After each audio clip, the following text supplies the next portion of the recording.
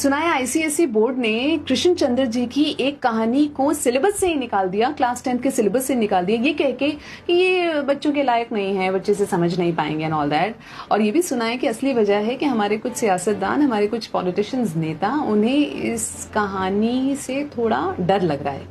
क्या है इस कहानी में जिससे उन्हें इतना डर लग रहा है? ये तो तब पता चलेगा जब कहानी पढ़ी जाएगी।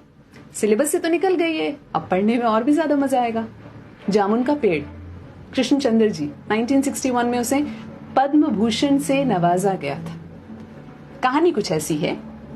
रात को बड़ी जोर का अंधड़ चला। सेक्रेटेरिएट के लॉन में जामुन का एक पेड़ गिर पड़ा।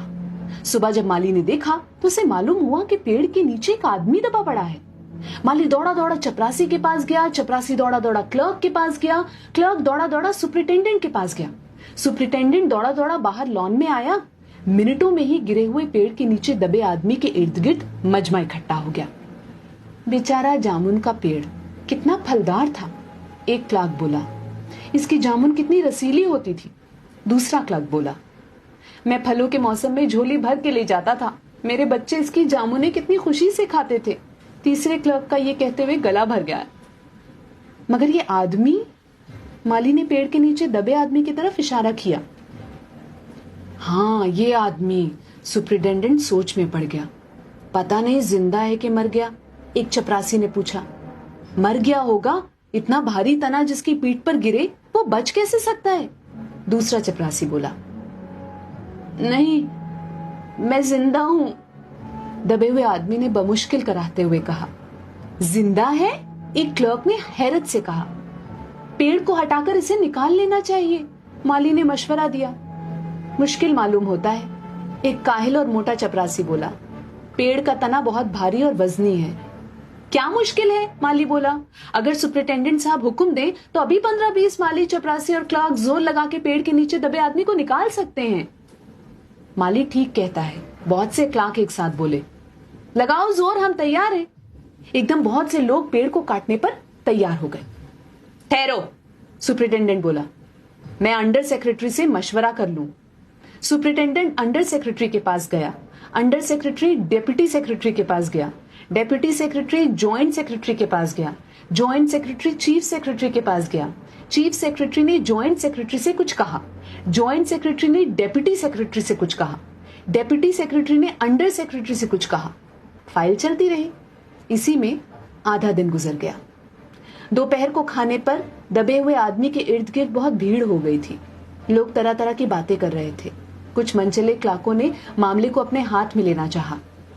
वो हुकूमत के फैसले का इंतजार किए बगैर पेड़ को खुद से हटाने की तैयारी कर रहे थे कि इतने में सुपरिटेंडेंट फाइल लिए भागा भागा आया। बोला, हम लोग खुद से इस पेड़ को यहाँ से नहीं हटा सकते।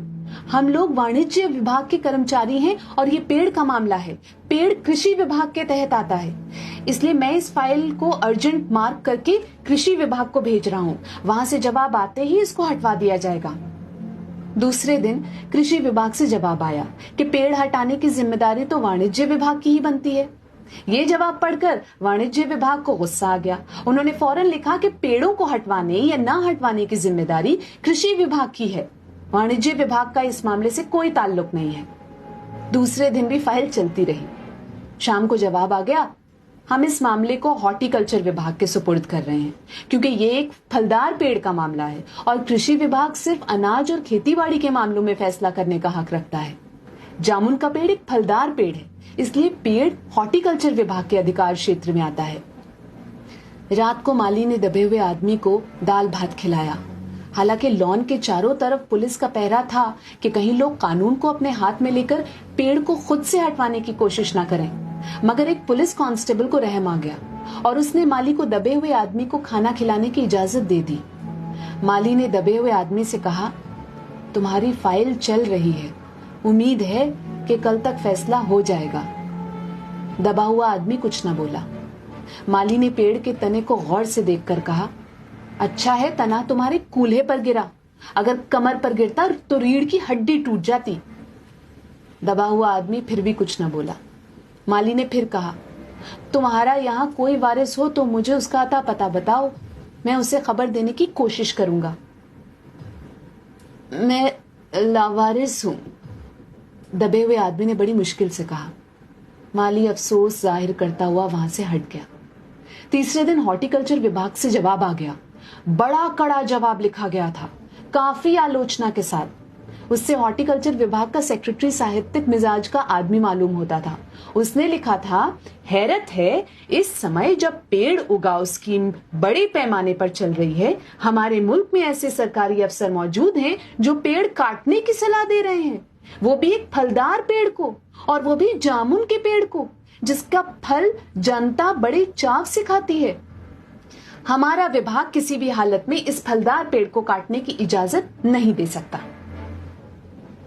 अब क्या किया जाए? एक मंचले ने कहा, अगर पेड़ नहीं काटा जा सकता तो इस आदमी को काट कर निकाल लिया जाए। ये देखिए, उस आदमी ने इशारा से बताया। अगर इस आदमी को बीच में से यानी धड़ की जगह से काटा जाए तो आधा आदमी इधर से निकल आएगा और आधा आदमी उधर से बाहर आ जाएगा, और पेड़ भी वहीं का वहीं रहेगा। मगर इस तरह से तो मैं मर जाऊंगा, दबे हुए आदमी ने एतराज किया। ये भी ठीक कहता है, एक क्लर्क बोला।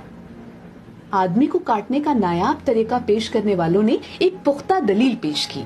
आप जानते नहीं, आजकल प्लास्टिक सर्जरी के जरिए धड़ की जगह से इस आदमी को फिर से जोड़ा जा सकता है। अब फाइल को मेडिकल डिपार्टमेंट में भेज दिया गया। मेडिकल डिपार्टमेंट ने फौरन इस पर एक्शन लिया, और जिस दिन फाइल मिली उसने उसी दिन विभाग के उस सबसे काबिल प्लास्टिक सर्जन को जांच के लिए मौके पर भेज दिया। सर्जन ने दबे हुए आदमी को अच्छी तरह टटोलकर उसकी सेहत देखकर खून का दबाव, सांस की गति, दिल और फेफड़ों की जांच करके रिपोर्ट भेज दी कि इस आदमी का प्लास्टिक ऑपरेशन तो हो सकता है और ऑपरेशन कामयाब भी हो जाएगा, मगर आदमी मर जाएगा। लिहाजा ये सुझाव भी रद्द कर दिया गया। रात को माली ने दबे हुए आदमी के मुंह में खिचड़ी डालते हुए उससे बताया, अब मामला ऊपर चला गया है। सुना है कि सेक्रेटेरिएट के सारे सेक्रेटरियों की मीटिंग होगी, उसमें तुम्हारा केस रखा जाएगा। उम्मीद है सब काम ठीक हो जाएगा।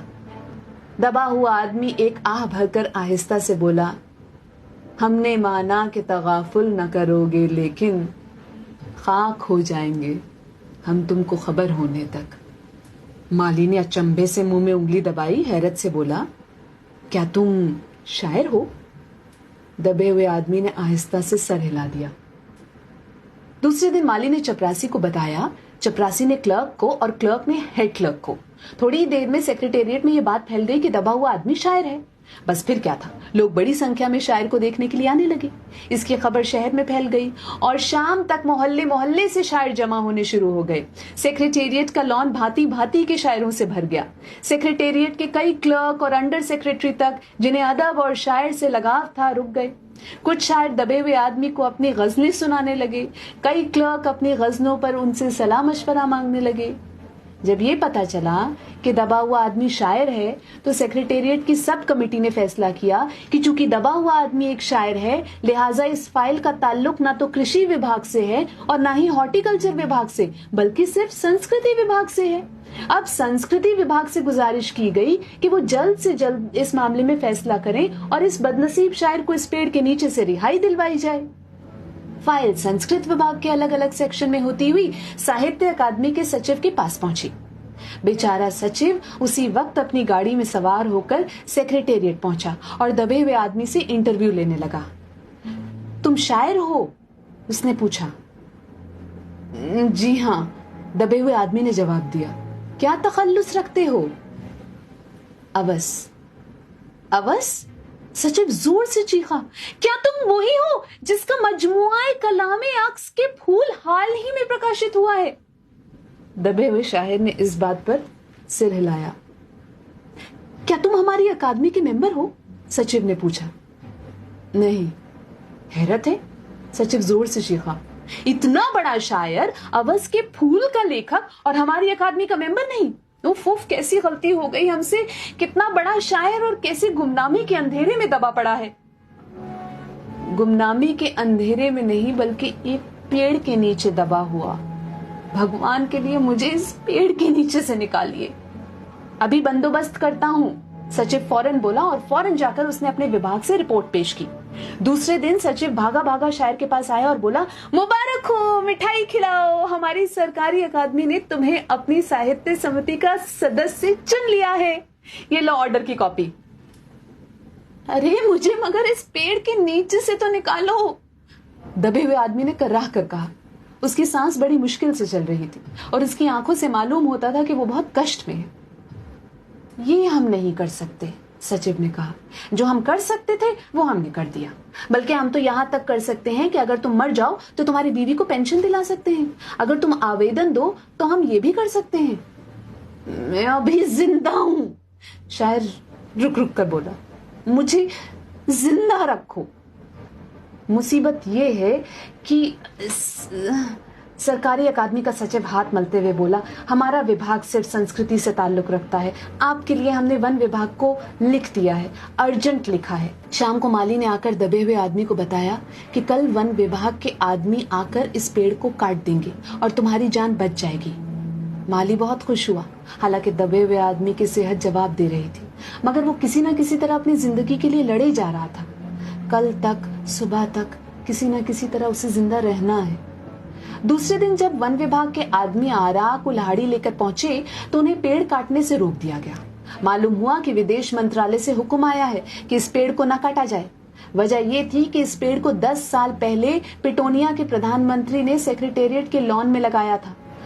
अब ये पेड़ अगर काटा गया तो इस बात का पूरा अंदेशा था कि पिटोनिया सरकार से हमारे संबंध हमेशा के लिए बिगड़ जाएंगे।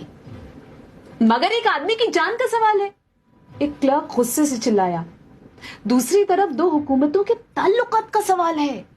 दूसरे क्लर्क ने पहले क्लर्क को समझाया, और ये भी तो समझ लो कि पिटोनिया सरकार हमारी सरकार को कितनी मदद देती है। क्या हम इनकी दोस्ती की खातिर एक आदमी की जिंदगी को भी कुर्बान नहीं कर सकते?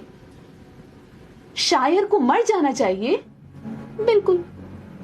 अंडर सेक्रेटरी ने सुपरिटेंडेंट को बताया। आज सुबह प्रधानमंत्री दौरे से वापस आ गए हैं। आज 4 बजे विदेश मंत्रालय इस पेड़ की फाइल उनके सामने पेश करेगा। वो जो फैसला देंगे वही सबको मंजूर होगा। शाम 4 बजे खुद सुपरिटेंडेंट शायर की फाइल लेकर उसके पास आया। सुनते हो? आती है खुशी से फाइल लहराते हुए चिल्लाया। प्रधानमंत्री ने पेड़ को काटने का हुक्म दे दिया है और इस मामले की सारी अंतर्राष्ट्रीय जिम्मेदारी अपने सर ले ली है। कल ये पेड़ काट दिया जाएगा और तुम इस मुसीबत से छुटकारा पालोगे। सुनते हो? आज तुम्हारी फाइल मुकम्मल हो गई।